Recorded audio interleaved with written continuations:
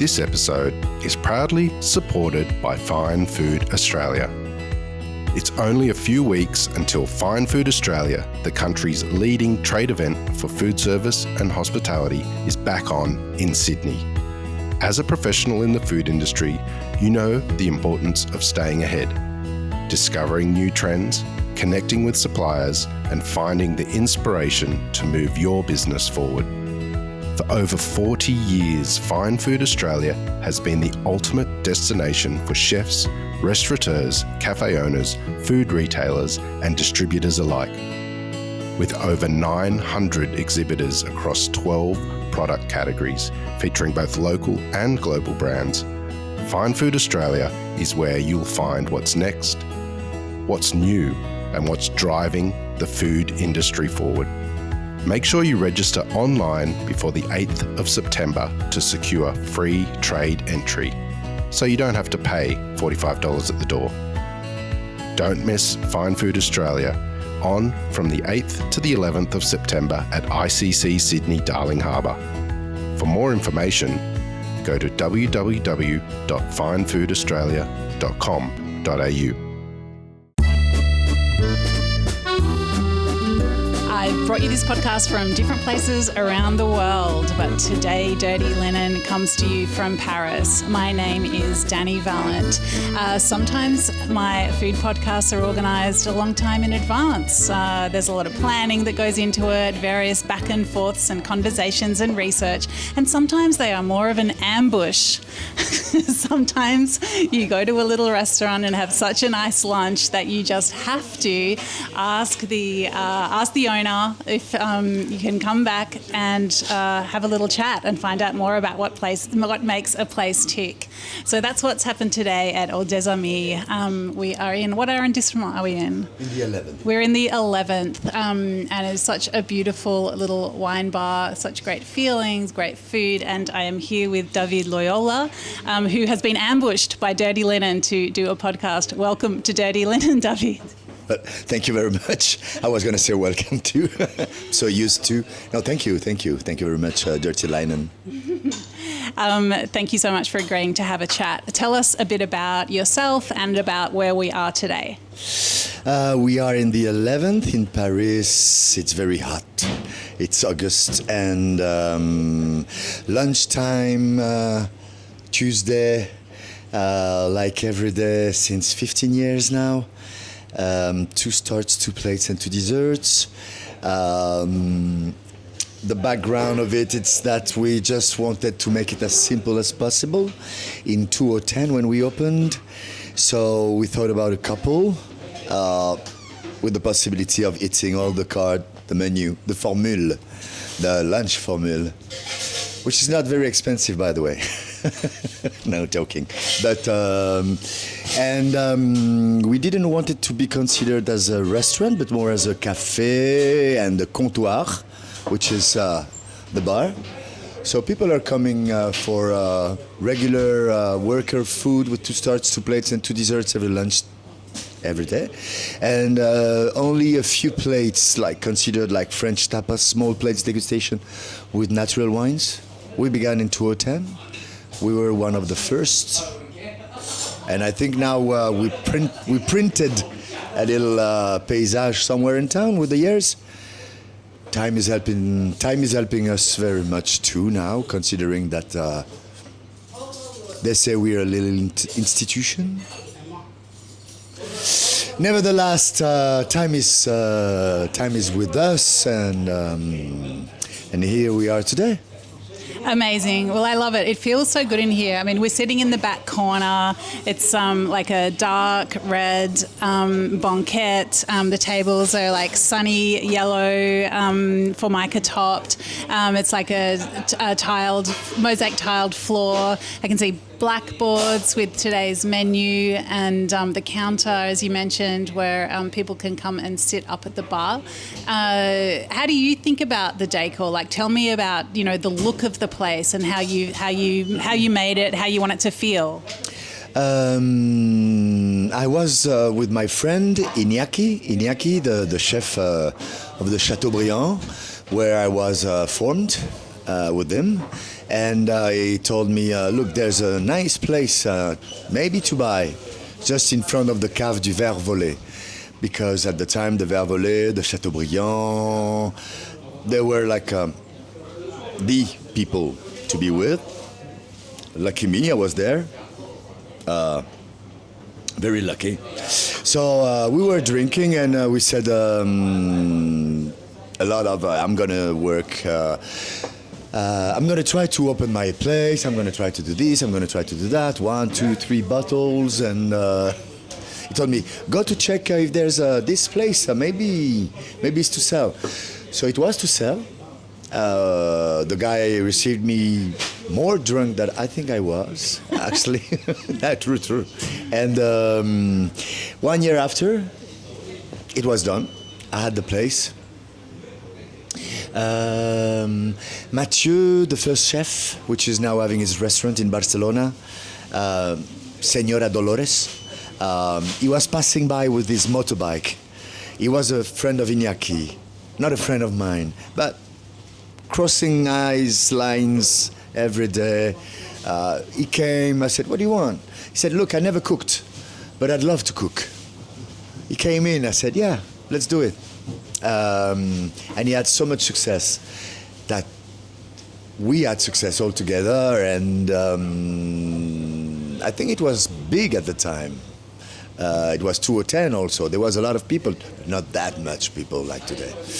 It was an old bistro, exactly like it is. We didn't change, just the back. The walls that you see, we just covered them with thin wood frames, you know. It's a little trick that we did, but we kept it like it is. We cleaned it better than paint it. We opened this wall to make a little kitchen. That was just a place to put the bottles that like Heineken stupid beer bottles in the back, you know.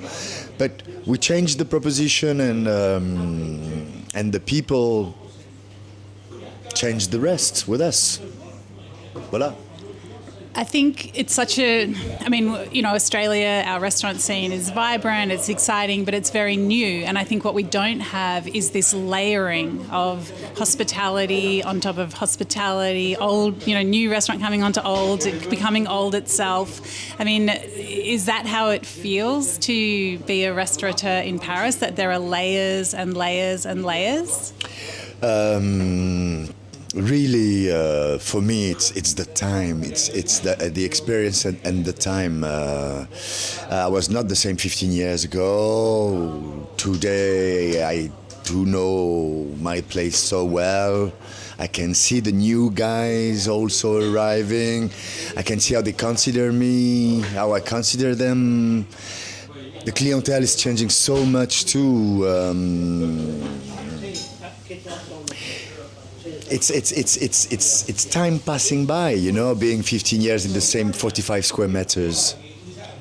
It's hairs getting grays. It's so many things, but I can say myself, it is for me to decide if I'm gonna be like, I can't do it no more, or I'm gonna receive people as well as possible. Every time I'm on the nerves, or every time I don't feel like, because with the years and the time, but it's for me to decide. So let's continue. Let's do it as well as possible.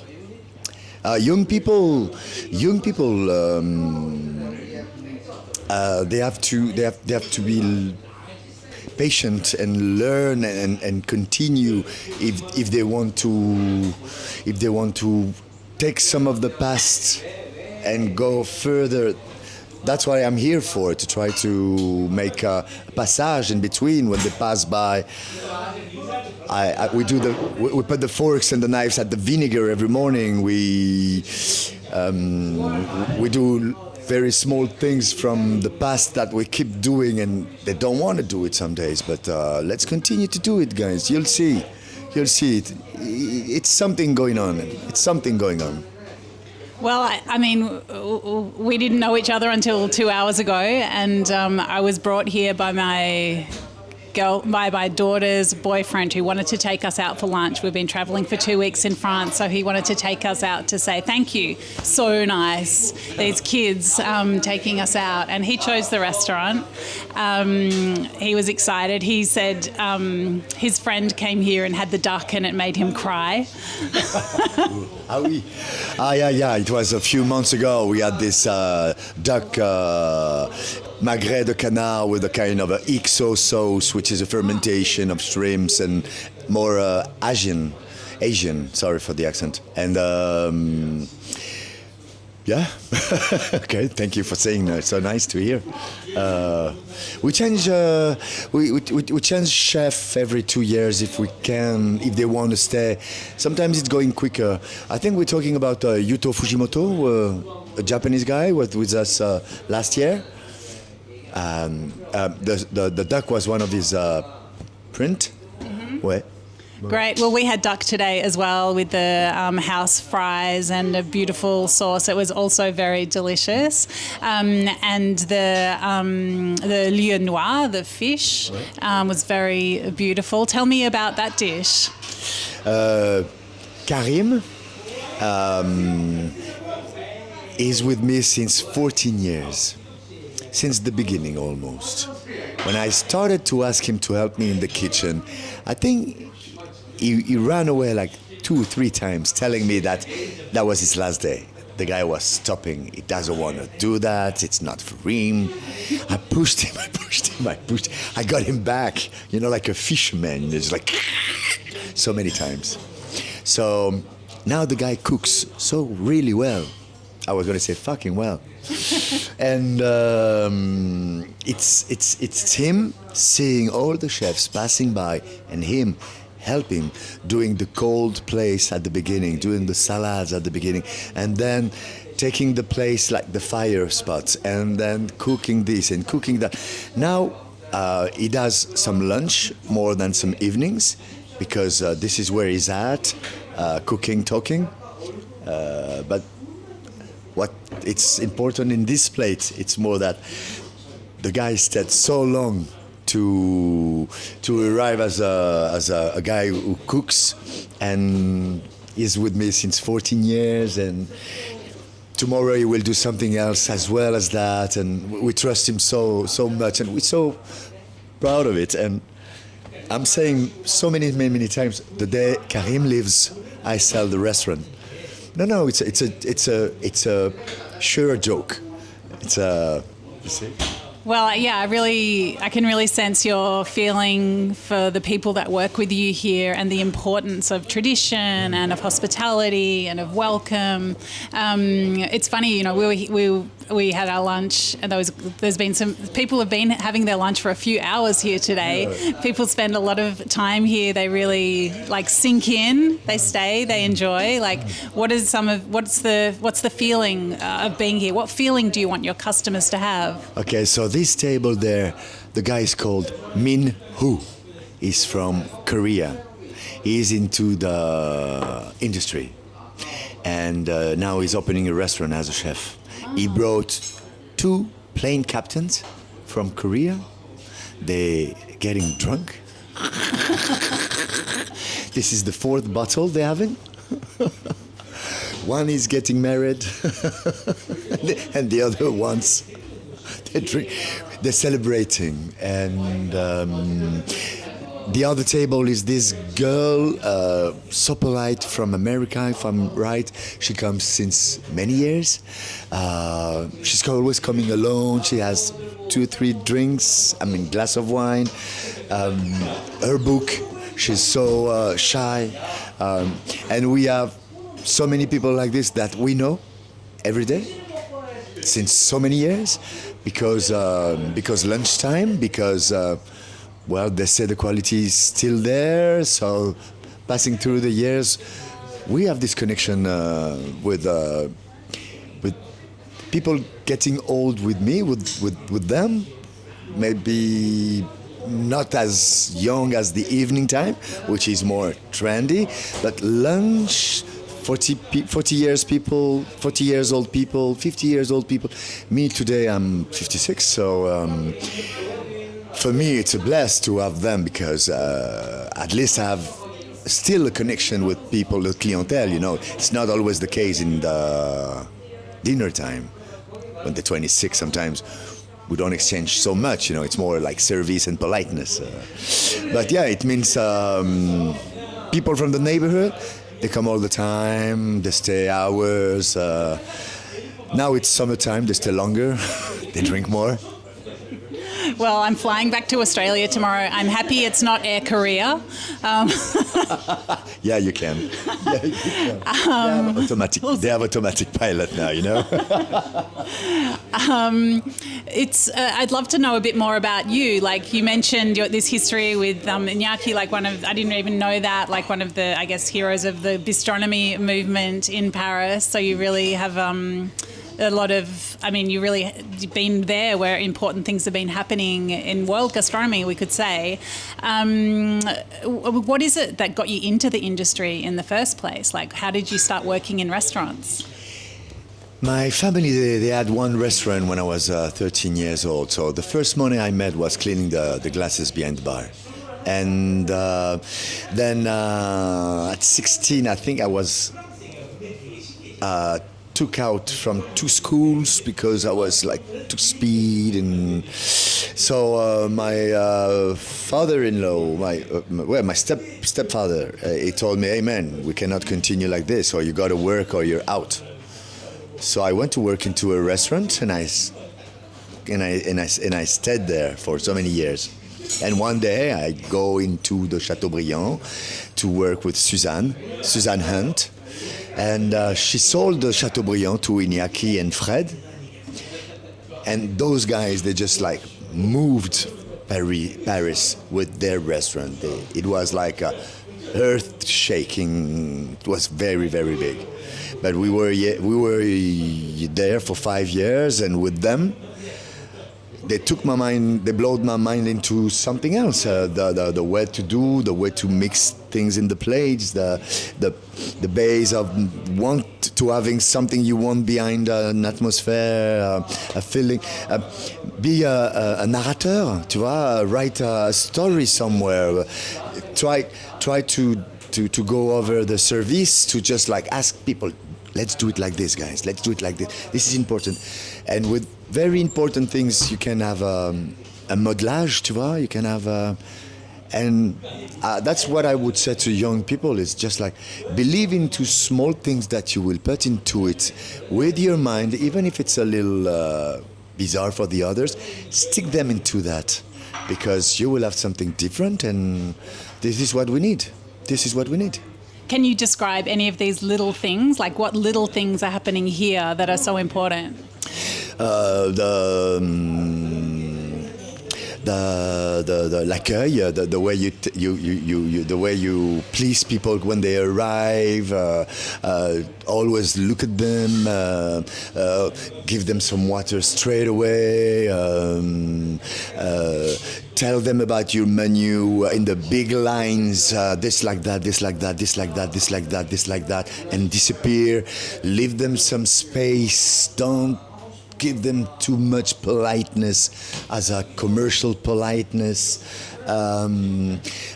Defend what we've been talking last meeting together, for example, because this is what we would like to do, and apologize if it's not what people want, but stay polite and tell them maybe another day. I don't know, find something to defend what you're trying to do, stick on it.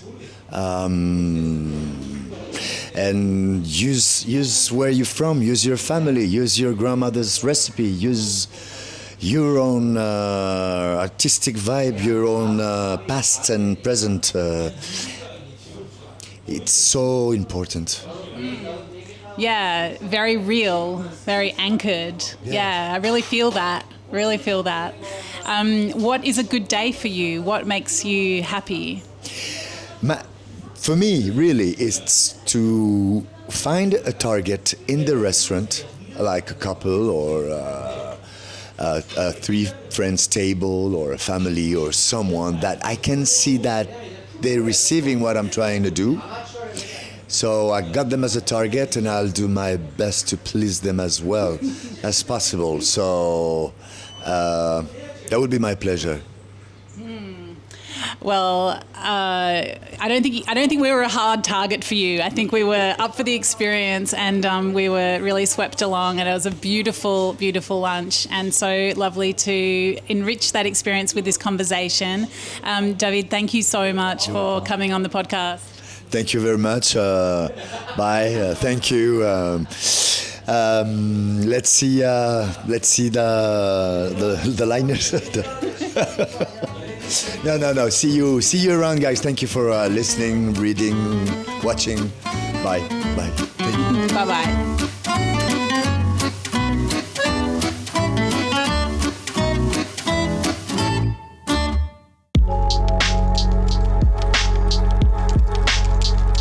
This is Dirty Linen, and I'm Dani Valent. We air the issues that the hospitality industry finds hard to talk about, hearing from different people with unique perspectives. We want to hear from you as well. If you have something that needs to be said about a topic, get in touch so we can include your perspective. Contact us at dirtylinenat.deepintheweeds.com.au or hit us up on Insta at Dirty Linen Podcast. We can't wait to hear from you.